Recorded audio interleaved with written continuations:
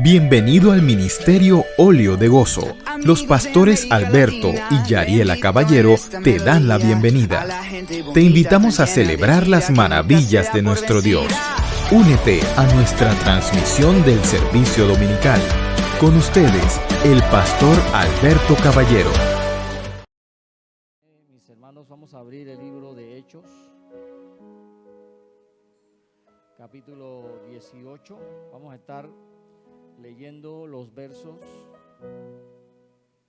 del 12 al 28. Vamos a leer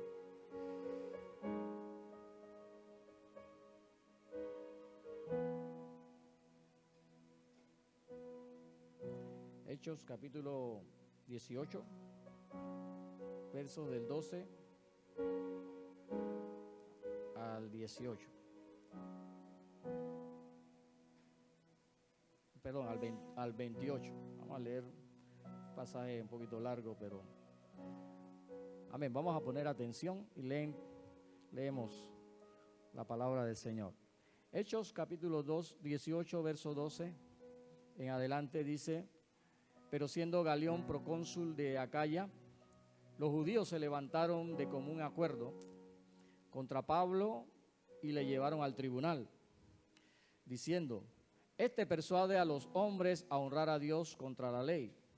Y al comenzar Pablo a hablar, Galión dijo a los judíos: si fuera algún agravio o algún crimen enorme, oh judíos, conforme a derecho, yo os toleraría. Pero si son cuestiones de palabras y de nombres y de vuestra ley, vedlo vosotros, porque yo no quiero ser juez de estas cosas. Y los echó del tribunal. Entonces todos los griegos, apoderándose de Sóstenes, principal de la sinagoga, le golpeaban delante del tribunal, pero a Galión nada se le daba de ello. Mas Pablo, habiéndose detenido aún muchos días allí, después se despidió de los hermanos y navegó a Siria, y con él Priscila y Aquila, habiéndose rapado la cabeza en Cencrea, porque tenía hecho voto. Y llegó a Éfeso, y los dejó allí, y entrando en la sinagoga discutía con los judíos, los cuales le rogaban que se quedase con ellos por más tiempo, mas no accedió, sino que se despidió de ellos diciendo: es necesario que en todo caso yo guarde en Jerusalén la fiesta que viene, pero otra vez volveré a vosotros, si Dios quiere. Y zarpó de Éfeso. Habiendo arribado a Cesarea, subió para saludar a la iglesia y luego descendió a Antioquía. Y después de estar allí algún tiempo, salió recorriendo por orden las regiones de Galicia y de Frigia, confirmando a todos los discípulos. Llegó entonces a Éfeso un judío llamado Apolos, natural de Alejandría, varón elocuente, poderoso en las Escrituras. Este había sido instruido en el camino del Señor, y siendo de espíritu fervoroso, hablaba y enseñaba diligentemente lo concerniente al Señor, aunque solamente conocía el bautismo de Juan. Y comenzó a hablar con denuedo en la sinagoga, pero cuando le oyeron Priscila y Aquila, le tomaron aparte y le expusieron más exactamente el camino de Dios. Y queriendo él pasar a Acaya, los hermanos le animaron y escribieron a los discípulos que le recibiesen. Y llegado allá, fue de gran provecho a los que por la gracia habían creído, porque con gran vehemencia refutaba públicamente a los judíos, demostrando por las Escrituras que Jesús era el Cristo. Bendice esta palabra, Señor. Queremos escuchar, Señor, hoy tu voz. Prepara, Señor, nuestros corazones. Dios, que esta palabra, Dios, nos anime y nos revele cuál es tu voluntad para nuestras vidas, Señor. Nos instruya, Padre, a hacer tu voluntad. Padre, en el nombre de Jesús. Amén y amén. Puede tomar su asiento.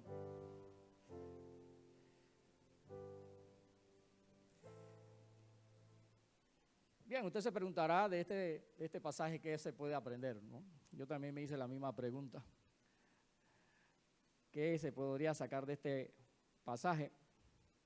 Pero el sermón de hoy va a tener muchas facetas, diferentes facetas, porque fue difícil encontrarle un título a este sermón, pues este sermón para mí tiene este pasaje que hemos leído tiene tres partes, bastante diferentes una de otras, sin embargo tienen algo en común. Y lo que tienen en común las tres partes en que hemos dividido este sermón es que nos hablan de la importancia de las relaciones y cómo nosotros podemos enfrentar o resolver nuestros conflictos, nuestras relaciones. Así que vamos a ir avanzando en la lectura, como lo hemos hecho otras veces, y vamos a ir aprendiendo principios y valores que nos van a ayudar en cuanto a cómo tener o desarrollar buenas relaciones entre nosotros, los hermanos en Cristo. Amén. Y lo primero que pues vemos al principio del pasaje es que nos dice que los judíos se pusieron en común acuerdo para llevar a Pablo ante los tribunales, ante las autoridades, en este caso ante el procónsul Galión, que era el representante o la autoridad del Imperio Romano ante los ciudadanos. Era la justicia civil.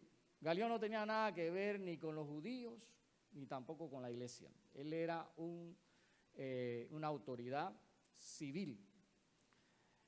Y el argumento que los judíos presentan ante el procónsul, en el verso 13 nos dice que ellos se presentan y diciendo, persuade, o sea, señalando a Pablo, persuade a los hombres a honrar a Dios contra la ley. Analizando el pasaje, pues ellos se refieren a la ley de Moisés, no a la ley romana. Honrar a Dios para todos nosotros no es un delito. Amén o no amén. El que honra a Dios no está cometiendo ningún delito. Es más, la misma palabra nos insta o nos exhorta o nos manda, ordena a honrar a Dios. Y el persuadir a los hombres a honrar a Dios tampoco es un delito. Es más, el llamado que el Señor nos hace a nosotros como iglesia es precisamente predicar el evangelio de tal manera que podamos persuadir al hombre a arrepentirse. La misma palabra del Señor nos muestra que el deseo de Dios es que todos los hombres procedan al arrepentimiento y obtengan la salvación a través de Jesucristo. O sea que persuadir a los hombres a honrar, a amar a Dios, a buscar a Dios, no es un delito, es algo que Dios quiere. Todo lo contrario, es algo que Dios desea que sus hijos, su pueblo, realice. Así que si analizamos la palabra hasta aquí, Pablo para nosotros no cometía ningún delito.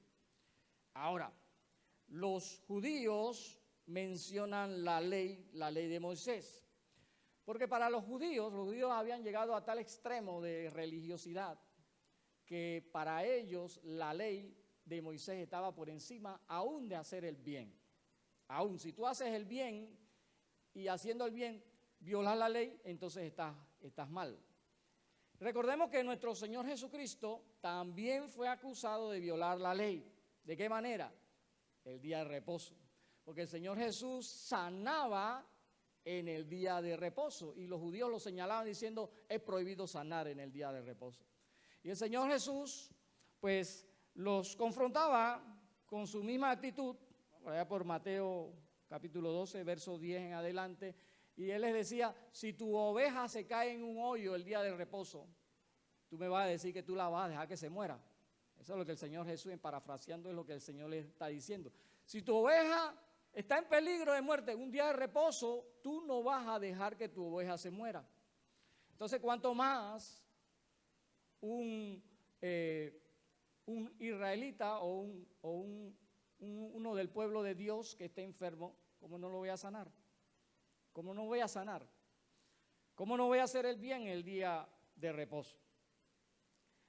Por tanto, los judíos, ellos mismos declaraban que Pablo debía ser acusado de persuadir, es decir, de llevar los hombres a honrar o adorar a Dios, pero en contra de la ley de Moisés.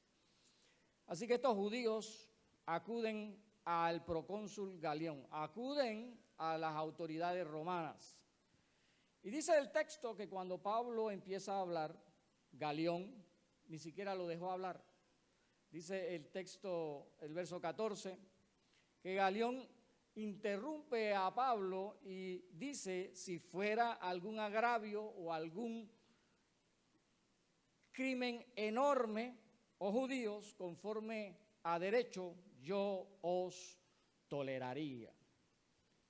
Pero si son cuestiones de palabra o de nombre o de vuestra ley, vedlo vosotros, porque yo no quiero ser juez de estas cosas. Y dice el verso 16 que los echó de su tribunal. Los echó. En buen panameño, los largó. Salgan de mi tribunal. A los judíos les salió el tiro por la culata. Fueron echados del tribunal. Y primeramente, ¿por qué sucedió esto? Vamos a analizar por qué sucedió. Primero sucedió porque aquí se está cumpliendo la promesa que el Señor le hizo a Pablo. ¿Se acuerdan del sermón pasado? En el verso 9 de ese mismo capítulo, el Señor le dijo a Pablo en visión de noche, no temas, sino habla y no calles, porque yo estoy contigo y ninguno pondrá sobre ti la mano para hacerte mal, porque yo tengo mucho pueblo en esta ciudad. Esa fue una promesa que el Señor le hizo a Pablo mientras estuviera en Corinto. En los otros pueblos, recordemos, Pablo fue llevado a los tribunales, lo azotaron, lo encarcelaron, lo echaron del pueblo, etcétera, etcétera. Pero esta vez había una promesa de parte del Señor de que mientras él estuviera en Corinto, allí no le iba a pasar nada de lo que le sucedió en las otras ciudades. Y vemos aquí el cumplimiento de la promesa del Señor. Nadie tocó a Pablo durante su estadía en Corinto. No hubo persecución contra Pablo. Y aquí vemos que el procónsul, y no es que Galión fuera una monjita de la caridad, por decirlo así, no es que Galión era bueno. Galión no era nada bueno. Sin embargo, Galión se convirtió en el instrumento que Dios usó para cumplir su promesa que le había hecho a su siervo. Nadie le puso las manos encima a Pablo durante esos 18 meses en Corinto. Sin embargo, de estos dos versos en donde Galión interviene, vamos a sacarle provecho para nosotros como iglesia, sobre todo en la forma en que nosotros nos relacionamos como hermanos en Cristo, sobre todo la manera en que debemos resolver nuestros conflictos. Y es que Galión sabiamente no permite que los judíos traigan un asunto religioso a los tribunales civiles, que traigan un asunto de la fe como si fuera un delito civil. Y es por eso que él dice, si fuera algún agravio, algún crimen enorme, oh judío, yo, conforme a derecho, los toleraría. Ya los judíos, para este tiempo, los judíos eran reconocidos por las autoridades romanas como un pueblo o gente que tenían muchos conflictos entre ellos. Y ya los romanos lo tenían como fichado, se dice en panameño, ya lo tenían fichado. Esta gente siempre vienen con alborotos propios de su fe o de su cultura. Siempre tienen problemas entre ellos. Así que ya Galión estaba como predispuesto al asunto que estos judíos le traerían. Por eso es que él dice, yo os toleraría. Él no dice, yo los escucharía o yo les haría justicia, sino que dice, yo los toleraría. O sea, yo les permitiría que estuvieran aquí, pero como no, se van de aquí, se van. Y los echó de su tribunal. Los romanos, para que despejemos toda duda, los romanos eran estrictos en cuanto a si alguien cometía un crimen. Si alguien cometía un crimen, ese alguien recibía un castigo ejemplar.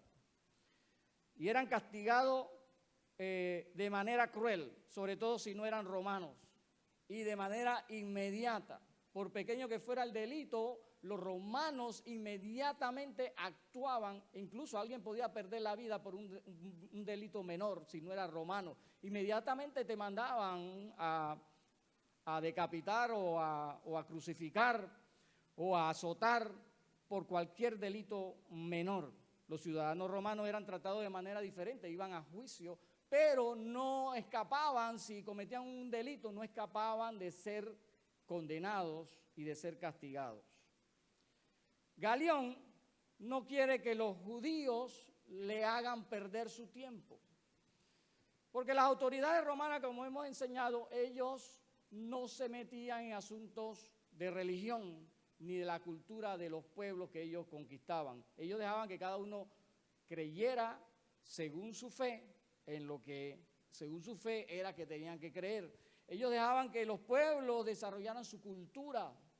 Ellos no se metían en asuntos internos de los pueblos. Cada pueblo debería de resolver sus problemas de fe o de religión o de cultura entre ellos. Ellos no se metían en esos asuntos. Y lo que nosotros queremos analizar primeramente es la orden que Galión le da a los judíos. Él les dice, pero si son cuestiones de palabras, de nombres y de vuestra ley, le dice que vedlo vosotros. Ustedes son los que tienen que arreglar esos asuntos. Aquí Galión, sin darse cuenta, él supo separar los tipos de problemas. Galión dice, este no es un problema de un delito civil, este es un problema de relación. Así que si es un problema de relación, ustedes son los que tienen que resolver ese problema. Nosotros debemos entender, nosotros los creyentes, que hay asuntos que deben resolverse en lo natural, no en lo espiritual. Yo sé que la palabra del Señor habla en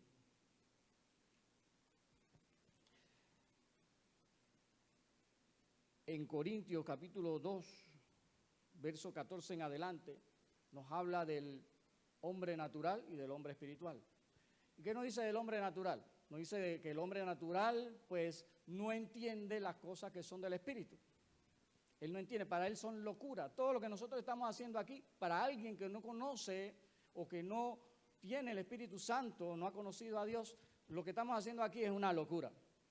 Él dice, ese es perder el tiempo, mejor hago otras cosas. Y están haciendo otras cosas allá. Lamentablemente hay muchos creyentes que también están haciendo otras cosas en el día del Señor. Eso es lamentable. Pero los que son espirituales pueden discernir las cosas espirituales. ¿Amén o no amén? El natural no. Para el natural son locuras, nos dice Pablo en Corintios. Sin embargo, dice, para el espiritual, el hombre espiritual, ¿qué dice? Discierne todo. Y cuando dice discierne todo, discierne lo espiritual, pero también discierne lo natural. Pero muchas veces nosotros interpretamos mal la situación. Pareciera que el hombre espiritual ya deja de ser natural y discierne solamente lo espiritual y lo natural no lo puede discernir. Y no es así. La palabra del Señor nos dice, discierne todas las cosas.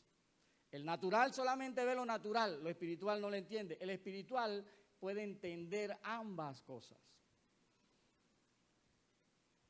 Y muchos cristianos lamentablemente consideran que todo es espiritual y relegan todos sus asuntos al ámbito espiritual. Yo le voy a poner un ejemplo, quizá un poco ridículo, mira, pastor, ese ejemplo, pero es para que usted vea un ejemplo. Usted trabaja todo el día y suda, y después de ciertas horas usted percibe un olor extraño. Y usted dice, ¿ese olor de dónde viene? Ese olor viene de ti mismo.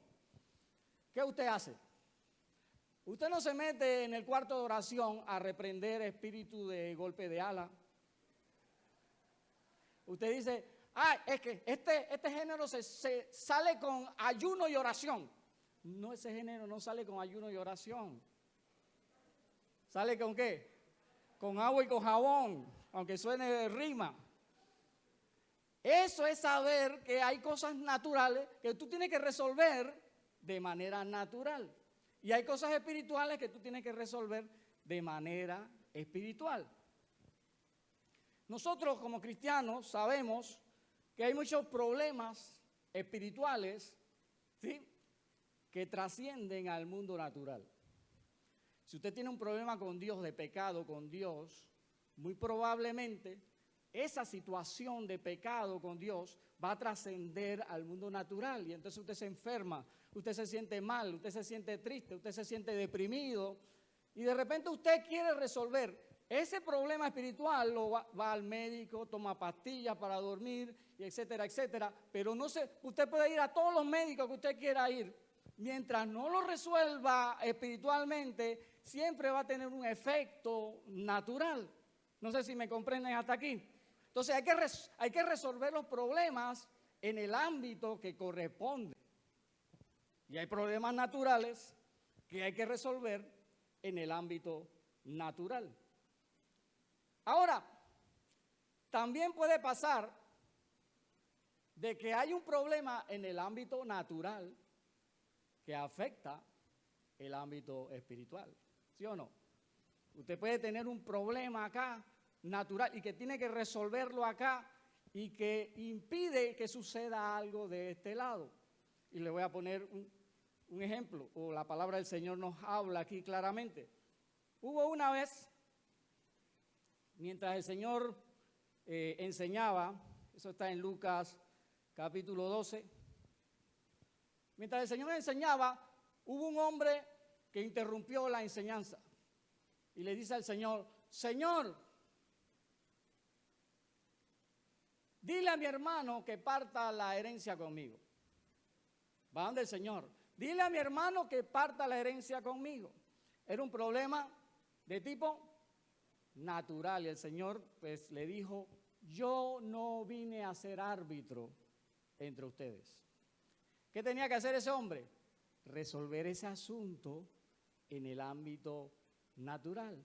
Y muchas veces nosotros vamos ante Dios, en este caso ante el Señor, para que el Señor resuelva asuntos que nos toca a nosotros resolver. Nos toca a nosotros resolver. 1 Pedro capítulo 3, verso 7, Pedro le habla a los maridos. Pero este es un asunto que podemos pues aplicar también a las esposas y aplicar en otras áreas también. Dice, vosotros maridos igualmente, vivid con ella sabiamente, dando honor a la mujer como a vaso más frágil, como a coherederas de la gracia de la vida, para que vuestras oraciones no tengan estorbo. ¿Qué me quiere decir Pedro aquí? Que si tu relación con tu esposa, ahí hay algo que está mal, tú la estás tratando mal, tú la estás maltratando, no la estás tratando como vaso frágil, entonces acá en el ámbito espiritual tus oraciones no pasan del cielo raso. Por más que tú ores, si no resuelves este asunto en el ámbito natural, el ámbito espiritual, tú no tienes acceso siquiera en tus oraciones a llegar a la presencia del Señor. Así que por más que ores y ores y ores, ayunes, no va a haber una oración eficaz hasta que tú arregles la parte que te toca a ti arreglar. ¿Amén o no amén? Yo pensaba que las mujeres iban a tener un avivamiento aquí. Yo pensaba que ellos iban a decir amén, amén. ¿O todo está bien? Parece que todo está bien. Sí, bien, me alegro. Si la relación con el esposo, del esposo con la esposa no es cordial, si no hay un trato como vaso frágil, si hay abuso, si hay maltrato, si la relación con tu esposa no es correcta, entonces su oración no será eficaz. Hay un impedimento en el área espiritual que está provocado por algo que tiene que resolverse en el ámbito natural. ¿Sabe? El Señor Jesús también nos dio una lección, y esta es la lección de este punto, que nos va a enseñar a cómo se resuelven los conflictos entre nosotros los creyentes. Uno de los actos espirituales más significativos para los judíos era presentar su ofrenda a Dios. Ellos traían su ofrenda, no es como nosotros, ellos traían su ofrenda al altar, al sacerdote, la traían solemnemente, la traían y la presentaban al sacerdote delante de la presencia del Señor en el templo. Nosotros no hacemos así, ¿no? Nosotros la ofrenda no es tan solemne. Muchos hasta la practican basquetbol para ver si cae en la canasta. Pero ellos no, ellos traían su ofrenda al altar. Y dice el Señor en Mateo capítulo 5, 23 al 24, dice, por tanto, si traes tu ofrenda al altar y allí te acuerdas de que tu hermano tiene algo contra ti, ¿qué dice el verso? Ve y ponte en ayuno y oración. Dice eso. Dice, deja allí tu ofrenda delante del altar y anda y reconcíliate primero con tu hermano. Entonces ven y presenta tu ofrenda. El Señor nos está diciendo, esto espiritual no va a funcionar, no va a funcionar. Olvídate que esto espiritual no va a funcionar hasta que tú arregles esto natural. Cuando tú arregles esto natural, entonces podrás hacer la parte espiritual. Los conflictos entre hermanos en Cristo deben ser resueltos lo antes posible en el mundo natural. El Señor, las relaciones entre hermanos nos indica de que son un aspecto natural. Y si usted está, y se lo digo, si usted va a decir, pastor, ¿pero cómo va a decir eso? Si usted está orando porque usted tiene un conflicto o algo contra su hermano y usted está orando, hermano, deje de orar, porque eso no se resuelve allí. Allí no se va. Usted puede ayunar 7 días y ahí puede llorar, no se resuelve allí. Se resuelve acá. Se resuelve acá. No se va a resolver por mucho que oremos y ayunemos. Podemos orar y ayunar para pedir sabiduría de cómo llegar. Sin embargo, hay que hacerlo lo antes posible. Por mucho que oramos, no podemos asumir de que las cosas se han resuelto allá. Usted puede orar aquí y decir, Señor, ya mi corazón está en paz. El tuyo quizás, pero el de tu hermano no está en paz. Tiene que resolverlo del otro lado. La pregunta es, ¿por qué siempre insistimos en hacerlo a nuestra manera? Cuando el Señor en su palabra ya nos dijo cómo se resuelven esas situaciones. Tener conflictos, desacuerdos, opiniones encontradas, eso es lo más normal en una congregación. Indica en una congregación en donde no sucedan estas cosas. Sin embargo, la manera en que nosotros resolvemos este tipo de conflictos, en que reaccionamos a los mismos, va a indicar qué tan maduro o qué inmaduro somos.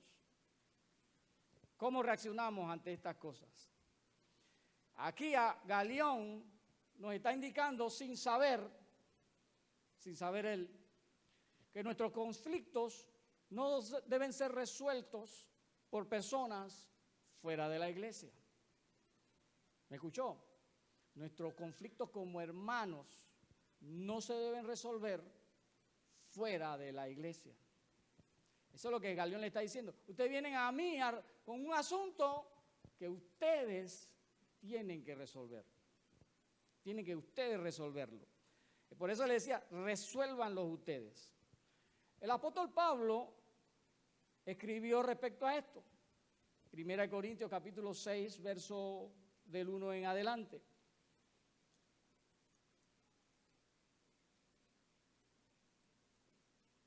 Cuando alguno de ustedes tenga un problema, y lo estoy leyendo creo que en la versión de texto actual, cuando alguno de ustedes tenga un problema serio con otro miembro de la iglesia, no debe pedirle a un juez de este mundo que lo solucione. Más bien debe pedírselo a un juez de la iglesia. Porque en el juicio final, el pueblo de Dios será el que juzgue al mundo. Y si ustedes van a juzgar al mundo, también pueden juzgar los problemas menos importantes. Si vamos a juzgar a los ángeles mismos, con mayor razón podemos juzgar los problemas de esta vida. Porque tratan de resolver esos problemas con jueces que no pertenecen a la iglesia. Les digo esto para que les dé vergüenza. Entre ustedes hay gente sabia que puede juzgar y solucionar los problemas, pero ustedes no solo pelean el uno con el otro, contra el otro, sino que hasta buscan jueces que no creen en Jesús para solucionar sus pleitos. En sus peleas, los únicos que salen perdiendo son ustedes mismos. Vale más ser maltratado y robado que robar y maltratar. Pero ustedes hacen lo contrario, se maltratan y se roban entre ustedes mismos. Y esta instrucción pues también está dirigida cuando nosotros tenemos un problema con algunos hermanos en la iglesia y vamos fuera de la iglesia a comentarlo con alguien que no conoce a Cristo. Ese es el peor error que puede cometer. O va y lo comenta con sus familiares. Mira lo que me está pasando con un hermano en la iglesia. Y van como buscando un juez que no conoce al Señor. Usted no está midiendo las consecuencias porque ¿qué va a pasar con esa persona? O esa persona primeramente le va a dar un buen consejo. ¿Qué le va a decir? Salte de esa iglesia. Eso es el consejo que le va a decir. ¿Y qué va a pasar con esa persona? Esa persona va a cerrar su corazón al mensaje del evangelio.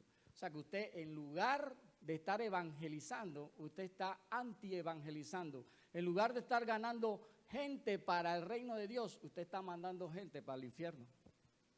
Eso es lo que estamos haciendo. Estamos haciendo un doble daño. Se está haciendo un daño a usted mismo, le está haciendo un daño a la iglesia y también le están haciendo un daño a esa persona. Buscar personas de afuera para comentar o resolver nuestros conflictos como hermanos es deshonrar el nombre de Dios.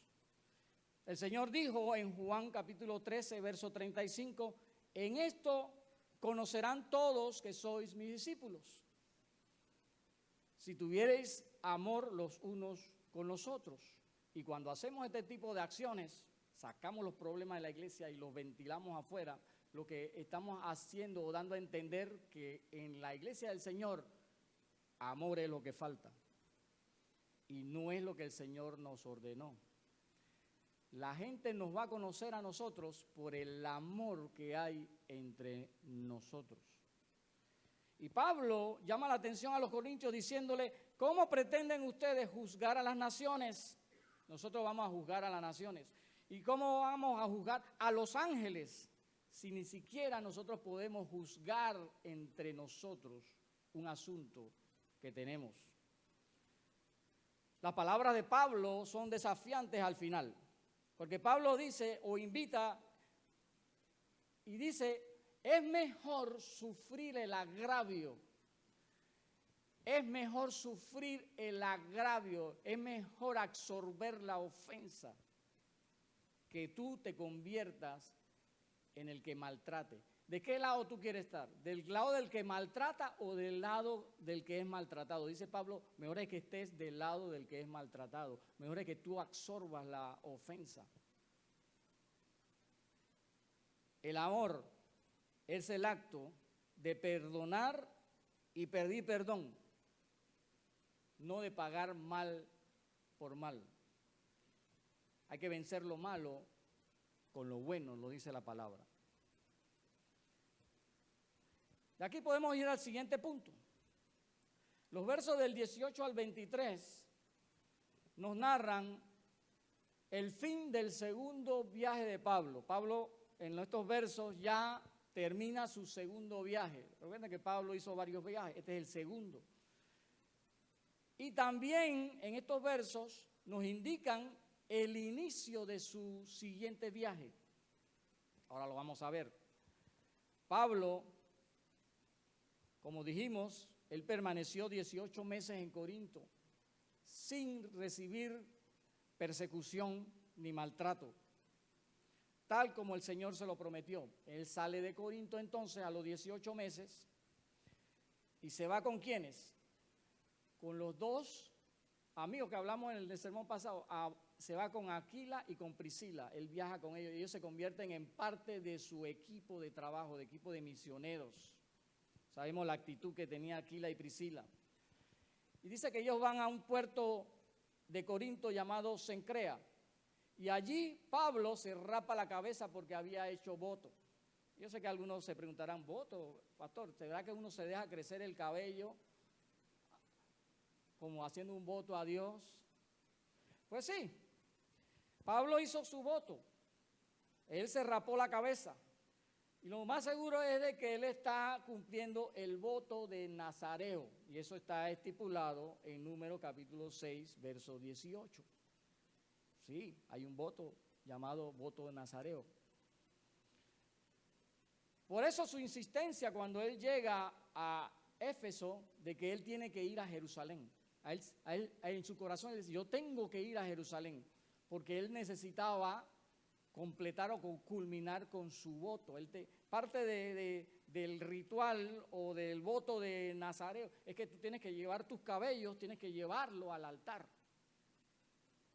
Entonces él quería cumplir con eso. Y es por eso su apuro en llegar el día de la fiesta a Jerusalén para terminar su voto. Ahora, la pregunta es cómo que Pablo en el Nuevo Testamento está practicando un voto del Antiguo Testamento. Lo único que podemos decir al respecto es que un voto, sí, nosotros podemos hacer voto con Dios. Voto es una promesa que yo le hago al Señor referente a, sobre todo, porque hay votos y hay votos, hay votos y hay votos, sobre todo a mi servicio a Dios, a mi consagración a Dios, a mi santificación a Dios. Para eso eran los votos. El voto de Nazareo es un voto de santificación. El nazareo tenía que abstenerse de muchas cosas, guardando su santidad para con Dios. No era solamente dejarte crecer el pelo. Había muchas cosas, había una consagración a Dios y el cabello era como una representación de que yo estoy cumpliendo con el voto que hice con Dios. Ahora la gente hace votos materialistas. Señor, si tú me das un carro, entonces yo hago esto. Señor, si tú me das una casa, entonces yo hago esto. Esos son votos puramente superficiales. Los verdaderos votos son votos de santificación, de consagración a Dios, de servicio a Dios. Y lo más seguro que Pablo, durante su segundo viaje, en algún momento tuvo que haber hecho ese voto a Dios. Señor, este es el segundo viaje, yo quiero que tú me uses, yo quiero que tú me guardes, yo quiero cumplir la misión que tú me has dado. Yo voy a hacer un voto de Nazareo. Ese es un voto. Y como el Señor pues lo guardó, el Señor lo usó, Él quiere culminar con su voto. Él quiere terminar con su voto a Dios. Lo único que sí nos pide la Escritura es que nosotros cumplamos con el voto que le hemos hecho a Dios. Ahora hay muchas veces, y sobre todo predicadores que incitan al pueblo a hacer voto, a hacer promesas a Dios, a hacer pactos a Dios. Hermano, tenga cuidado, porque si usted hace un voto para con Dios, tiene que cumplirlo. Y ese es lo que el Señor Jesús nos insta a que cumplamos nuestra palabra, cumplamos el voto que le hemos hecho a Dios. Mejor es no hacer voto, mejor es que tú cumplas sin haber prometido, que haber prometido y no cumplir. Dice la palabra que tu sí sea sí y tu no sea no. Así que Pablo va a Éfeso y él no se queda allí. Los judíos, increíblemente, siempre que Pablo iba a la sinagoga había unos que creían y siempre había un grupo que quería echar a Pablo. Aquí en Éfeso, Pablo está, todo el mundo contento con Pablo y quieren que Pablo se quede todavía. Y Pablo dice, no, yo tengo que irme. ¿Y qué hace Pablo? Pablo deja a su equipo de trabajo allá, a Priscila y a Aquila, lo deja allí en Éfeso. Y él va a cumplir su voto a Jerusalén y termina su segundo viaje, ¿cómo? Regresando a su iglesia, a su congregación que quedaba en Antioquía. Allí era su congregación. Él llega, pasa a Jerusalén, termina su voto, inmediatamente va a Antioquía, a su casa espiritual, a su congregación, a sus hermanos. Y generalmente Pablo llegaba a rendirle informe, a dar testimonio de todo lo que el Señor hizo en sus viajes. Él va a sus hermanos. Había un deseo de Pablo de estar con sus hermanos siempre. Y dice que pasó un buen tiempo allí con la iglesia de Antioquía y después Pablo sale en su tercer viaje y esta vez no sale a evangelizar y a plantar iglesias. Él sale y va recorriendo todas las regiones en donde ya había plantado iglesias. ¿Para qué? Para confirmar a los hermanos, para ver cómo estaban, para estar con ellos. Pablo le da mucha importancia a la convivencia. Nosotros sabemos que Pablo escribió cartas, era la manera de comunicarse. Pablo envió mensajeros para alentar a la iglesia de parte suya, pero Pablo hacía el esfuerzo para estar con sus hermanos. Para Pablo, y uso un término muy común y muy común en estos tiempos, la presencialidad era muy importante. Pablo hacía el esfuerzo para él estar allí con sus hermanos. ¿Sabe? La virtualidad ha traído muchas ventajas en cuanto a la comunicación, no podemos negarlo. Ahora tenemos una comunicación inmediata y abarca mucho territorio, abarca todo el planeta. Usted se puede comunicar con cualquier persona en cualquier lado del mundo y eso es bueno. Y durante la pandemia, pues, esta virtualidad fue un paliativo para que nosotros, la iglesia, estuviésemos comunicados. Mas la virtualidad no resolvía el problema de la comunión, como algunos piensan. Hay mucha gente que vive hoy en día en un mundo virtual. Es más, muchos disfrutan más del mundo virtual que del mundo real. Hay gente que disfruta cuando está metido en las redes, ¿sí o no? Hasta le sale usted lo ve ahí, una sonrisa de oreja a oreja, porque está disfrutando la virtualidad. Y eso no lo podemos negar. Sin embargo, esa virtualidad nunca va a poder reemplazar la presencialidad. ¿Cuántos dicen amén? La presencialidad, eso no tiene precio. No tiene precio. Sin embargo, la virtualidad ha hecho que muchos se apeguen a la virtualidad pensando que eso resuelve su vida. Una de las cualidades más notables del mundo virtual es la posibilidad del anonimato y de la impersonalidad. Pensé que no iba a poder decir esa palabra, impersonalidad. Es decir, en un mundo virtual, y llámese todas las redes, incluso el WhatsApp, en un mundo virtual tú puedes ser la persona que siempre has soñado ser y que no eres. Un cristiano puede pasar como espiritual sin ser espiritual. Agarra y le manda todos los mensajes que le mandan espiritual, los reenvía, reenvío, reenvío y reenvío. Y tú dices, oye, este hermano, ¿cómo lee Biblia? ¿Cómo ora este hermano? ¿Cómo busca al Señor este hermano?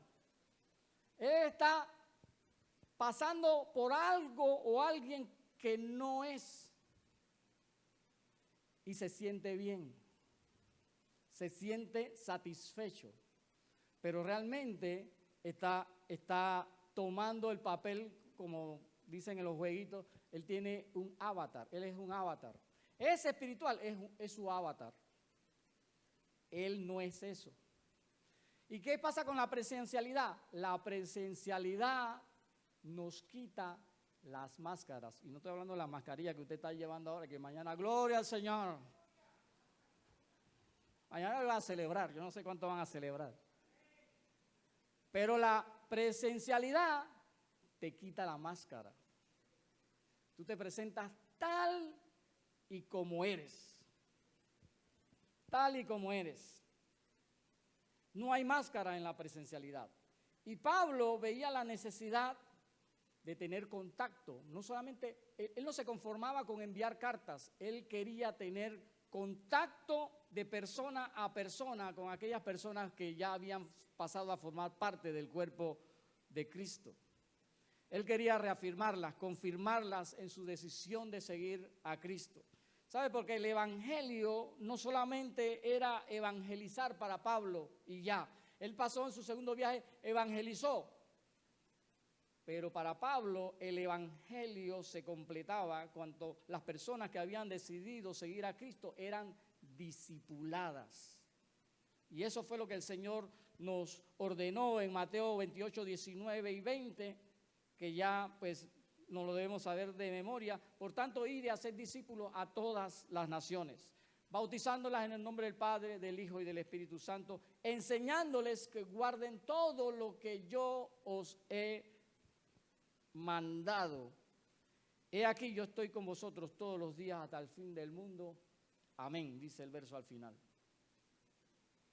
Discipular no solamente es impartir conocimientos, sino convivir la vida cristiana con otras personas. Y las otras personas van a aprender más viendo que escuchándole. Si usted quiere enseñar quién es Jesús, usted tiene que decir, mírame a mí, y entenderás quién es Cristo. No solamente es conocimiento, es convivencia. Y eso es lo que nosotros hacemos aquí en cada reunión, cada vez que tenemos culto, cada vez que hay una actividad diferente a un culto que realizamos en la iglesia. Allí se enseña, se predica, se comparte con el fin de afirmar a aquellos que han creído. Es decir, arraigar a cada creyente en la fe en Cristo.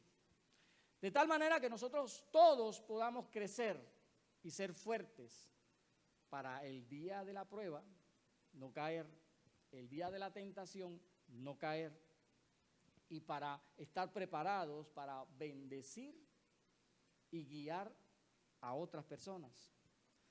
Pablo entendía muy bien su propósito en Cristo. Él entendía muy bien para qué Cristo lo había llamado. Y lo había llamado para dedicar su vida a sus hermanos en Cristo, estando con ellos el mayor tiempo que pudiera. Y ese debe ser nuestro sentir, estar con los hermanos. Venir el domingo a la iglesia debe producir en nosotros, y pues vale la palabra, debe producir en nosotros ansiedad. Yo debo estar ansioso de que llegue el domingo para venir a la iglesia, para estar en comunión con los hermanos en la fe. Lo tercero,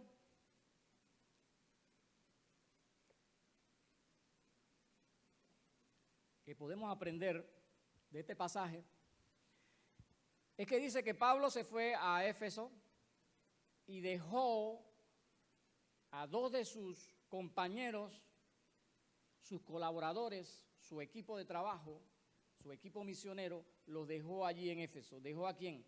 A Aquila y Priscila. Y aquí surge un personaje nuevo en escena, un hombre llamado Apolos. Apolos Nos dice el texto, dice, era un hombre elocuente, conocedor de las Escrituras. Él venía de Alejandría. Alejandría era la segunda ciudad en importancia en el imperio. La primera era Roma, la segunda era Alejandría. Y Alejandría era una ciudad muy culta, muy intelectual. Allí en Alejandría iban los intelectuales. Allí estaba la gran biblioteca que hizo Alejandro, la biblioteca de Alejandría, la más grande del mundo. Era una ciudad culta, de muy alta intelectualidad. Y allí Apolos fue criado, él viene de allá. Él fue educado y formado en esa ciudad.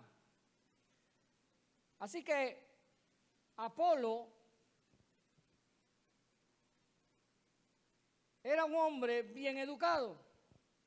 Había venido de la mejor región en donde estaba la mejor educación, en Alejandría. Y al lado de Aquila y Priscila, por el contrario, que Aquila y Priscila venían de Roma.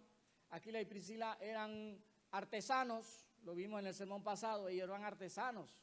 Ellos no eran gente muy educada, eran artesanos, trabajaban un oficio, igual que Pablo. Y Apolos, por el contrario, dice el texto, y este texto pues nos dice muchos atributos de Apolos. Era elocuente, poderoso en las Escrituras, instruido en el camino del Señor, de espíritu fervoroso, hablaba y enseñaba diligentemente. Lo que queremos hacer notar, pues, que había una gran diferencia entre Aquila y Priscila y Apolo. Ellos tenían características diferentes. Y así es como funciona el cuerpo de Cristo. No todos somos iguales. No todos somos iguales. Y de repente a Aquila y Priscila pudieran haber escuchado a Apolos y en un momento pudieran haberse sentido como, wow, este habla mejor que nosotros.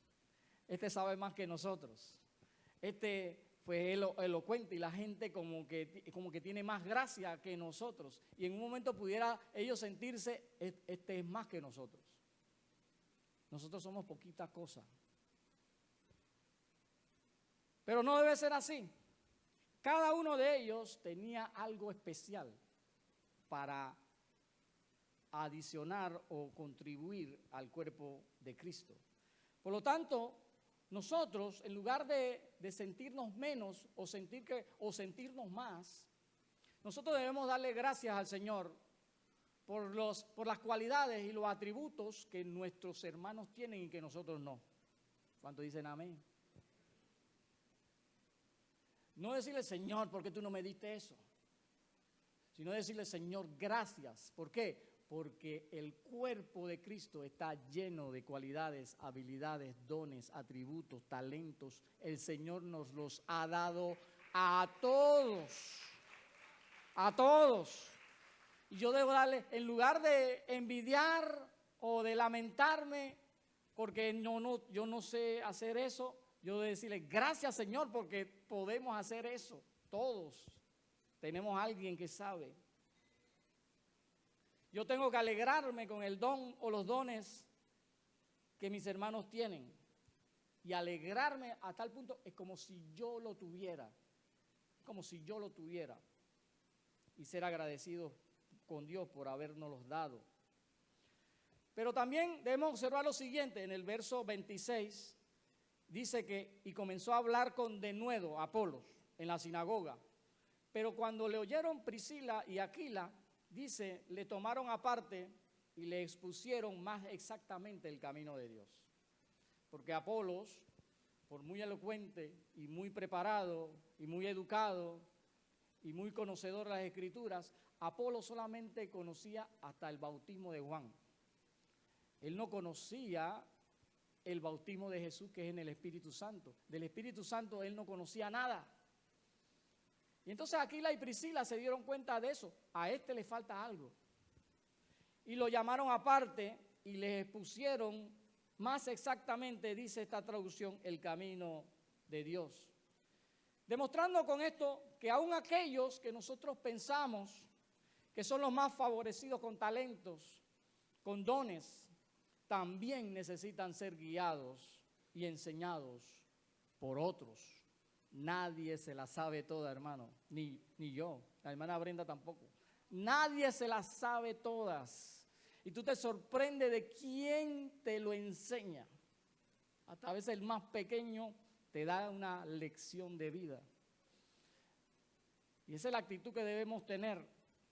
El cuerpo de Cristo nos guía a todos. Nosotros nos respaldamos y dependemos unos de otros. Y también debemos observar cómo ellos lo hacen. Nos dice el texto que ellos lo toman aparte. ¿Sí?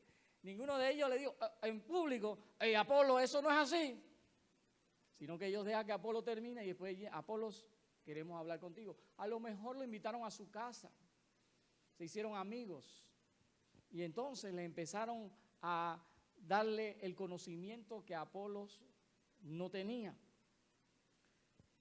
Si vemos que las relaciones como hermanos nos deben permitir guiar a aquellos que no lo saben todo. Pero en la convivencia se promueve el complemento. Cuando usted convive con la iglesia, usted se da cuenta de que hay complementos. Mientras Apolo estuviese solo, pues incompleto se hubiera quedado, ¿sí o no? Él hubiera seguido predicando su evangelio, que le faltaba algo. Pero cuando Apolo se une al cuerpo de Cristo, se complementa. Se complementa. Lo que le faltaba a Apolos le llegó a través de la convivencia. Apolo, por su lado, a pesar de su preparación, su elocuencia, su educación, su conocimiento, a pesar del dominio que tenía de las Escrituras, él recibió de manera humilde y sencilla la instrucción de esta pareja, que con mansedumbre se la dio. Y vemos que hay que tener mansedumbre tanto para dar como para recibir. Tú tienes que ser manso para dar y manso para saber recibir. Y veamos cuál fue el resultado. Dice el verso 27, y queriendo ir él pasar a Acaya, o sea, a la región de Corinto y de Atenas, los hermanos le animaron y escribieron a los discípulos que le recibiesen. Y llegado allá, dice el texto, fue de gran provecho a los que por la gracia habían creído. ¿Por qué fue de gran provecho? Porque ahora Apolo iba completo, ya él iba completamente instruido. Dice, porque con gran vehemencia refutaba públicamente a los judíos, demostrando por las Escrituras que Jesús era el Cristo. Apolos, que tenía todas estas cualidades que mencionamos, al recibir con mansedumbre la corrección dada por Aquila y Priscila, él creció aún más. Él creció aún más. Su ministerio se enriqueció aún más. Aún más. Su ministerio fue aún más poderoso y la iglesia fue la que fue beneficiada con ese crecimiento de Apolo. Fue grandemente bendecida. Mientras más tú quieres que Dios te use, más Dios tiene que tratar y corregirte. ¿Tú quieres que Dios te use? Entonces prepárate, porque Dios va a tratar contigo y te va a corregir algunas cosas. ¿Ya conoces nuestro canal ODGTV? Accesa ya al link en la bio de Instagram y mantente en contacto con una palabra de gozo y alegría para tu vida. No te pierdas este viernes a las 7:30 de la noche y el domingo a las 10 de la mañana. Estaremos en vivo. Que Dios te bendiga. Mi casa es tu casa, todo lo que tengo es tuyo, aquí en la tierra.